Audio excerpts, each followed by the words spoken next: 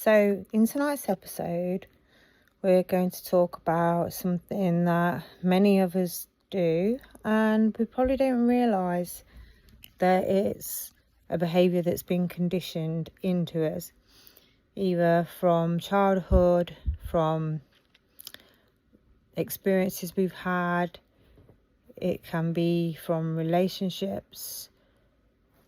So, let's just talk about the psychology of people pleasing and how it quietly shapes our lives. So, welcome back to the podcast.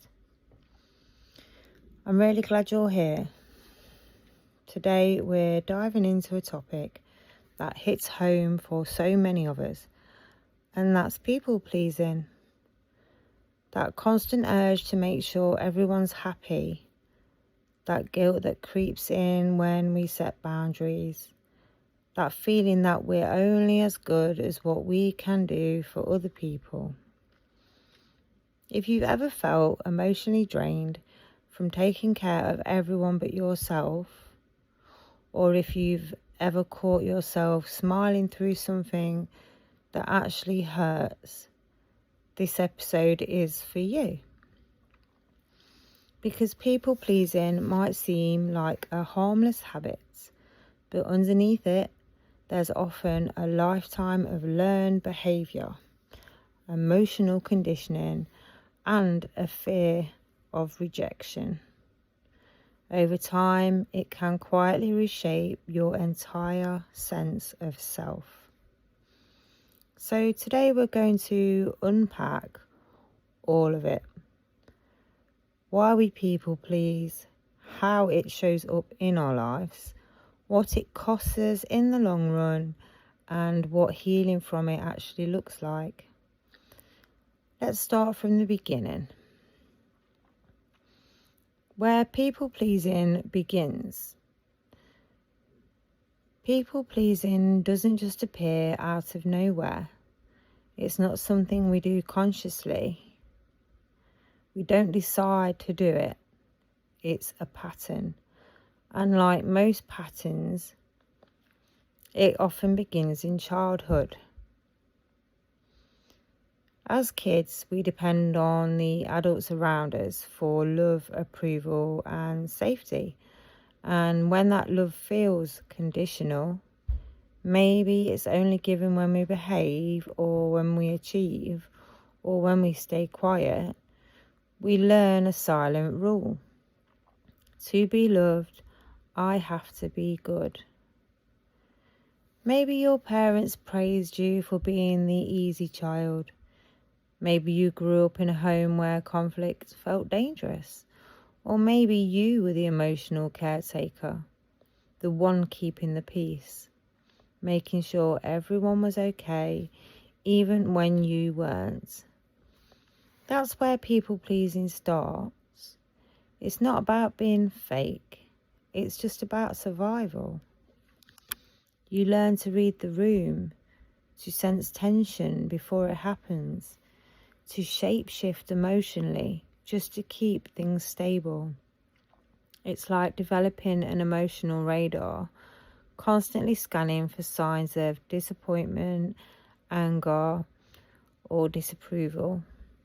And every time you successfully avoid conflict or make someone smile, your brain rewards you with relief. It's like a chemical hit of safety.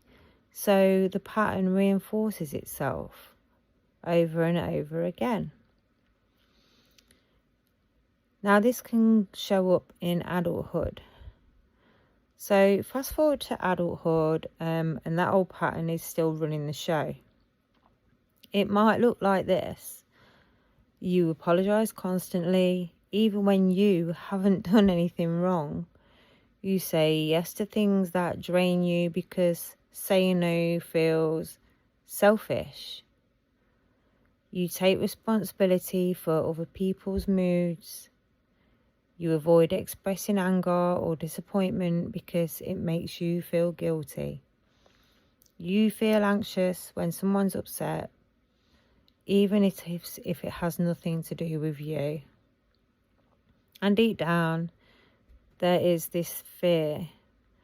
If I stop pleasing people, they might stop loving me. That's the emotional hook. People pleasing gives the illusion of control. Like, if I can just make everyone happy, I'll be safe. But that safety comes at a huge cost. You start betraying yourself. You silence your opinions, you hide your needs, and mold yourself into who you think people want you to be. It's like living behind an emotional mask, and eventually you forget what your own face looks like. So the psychology beneath it. So what's happening underneath all this? People pleasing is deeply tied to our nervous system, to the way our bodies respond to perceived threats. We often talk about fight or flight, and I've even mentioned freeze. But there is another stress response that does not get enough attention, and that's called fawn. The fawn response is when we try to appease others to avoid danger or conflicts. It's not a choice, it's a survival reflex. For some of us, especially if we grew up in unpredictable environments, fawning became our way of staying safe. When fight or flight wasn't possible, we learned to please. Even as adults, our bodies still react that way. Heart racing, stomach tightening, voice softening, as we try to smooth things over, keep the peace, or make ourselves smaller just to stay safe. So when you catch yourself people pleasing, remember, this isn't weakness, it's actually conditioning. It's your nervous system doing what it learned a long time ago. But here's the thing. What once kept you safe is now keeping you stuck. People pleasing has long-term effects. So let's talk about what happens when people pleasing becomes your default setting. At first it feels good being the reliable one, the helper, the peacemaker. People like you and you feel needed. But over time, that good starts to turn into exhaustion. You begin to feel unseen, unheard, understood only for what you give, not for what you are or who you are. So here are some of the long-term effects psychologists often see. Emotional burnout. Constantly managing everyone else's emotions while neglecting your own is draining. You're always on, always filtering your words, always overthinking interactions. Loss of identity. After years of adapting, you start to lose touch with what you actually want, like, or believe. Someone asks, "What do you want?" and you genuinely don't know. There's resentment and quiet anger. When you give too much without it being replicated, resentment will build. You start to feel unappreciated. But you often don't express it because that feels like you're being difficult. That can lead into anxiety and self-doubt because your self-worth becomes tied to external validation. You start depending on others to tell you that you're okay. You have shallow relationships. Ironically, the more you try to please, the less authentic your relationships become. People fall in love with a version of you that keeps them comfortable and not the real you. Then there's the body. Chronic tension, insomnia, headaches, stomach pain. Your body starts carrying the emotional load your voice never got to express. People pleasing isn't just emotional labour, it's physical. So how can we heal from people pleasing? How do you break free from a pattern that's been wired into your nervous system since childhood? First of all, you start with awareness. Begin to notice your internal reactions in the moment. When someone asks you for something, pause before automatically saying yes. Check in with your body. Does this feel light or heavy? Expansive or tight? The small pause interrupts the automatic yes. Second, practice micro boundaries. You don't need to overhaul your entire life overnight. Start small. Actually, I can't make it tonight. Or say, let me get back to you. Or, that doesn't really work for me. Each time you do, you rewire your nervous system to realise you can set a boundary and still be safe. Thirdly, reconnect with your authentic self.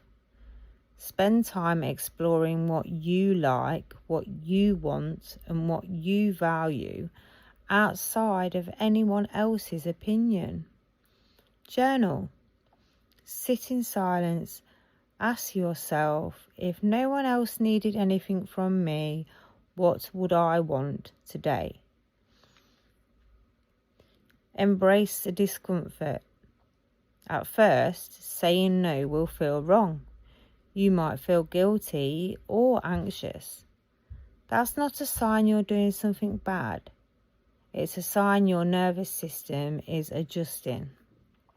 The goal isn't to eliminate guilt, it's to move through it. And finally, seek relationships that honour your truth. Healthy relationships don't require self-erasure. People who love you won't fall apart when you say no. So, a personal reflection tonight. I want to leave you with a thought. People pleasing is often rooted in love, a love that was once afraid of being too much, too loud, too different. But love doesn't mean losing yourself to keep others comfortable. Real love includes honesty, boundaries, and choice. When you stop people pleasing, you might lose a few connections, but what remains will be real. You'll find that peace doesn't come from keeping everyone happy. It comes from finally being honest with yourself. And that's not selfish. That's healing. If this episode resonated with you, take a deep breath right now. Notice how much energy you spend taking care of others and remind yourself you deserve that same care. Thank you for listening today. If this helped you in any way, share it with someone who might need to hear it, because healing often starts with a single honest conversation. Until next time, take care of yourself, not just everybody else.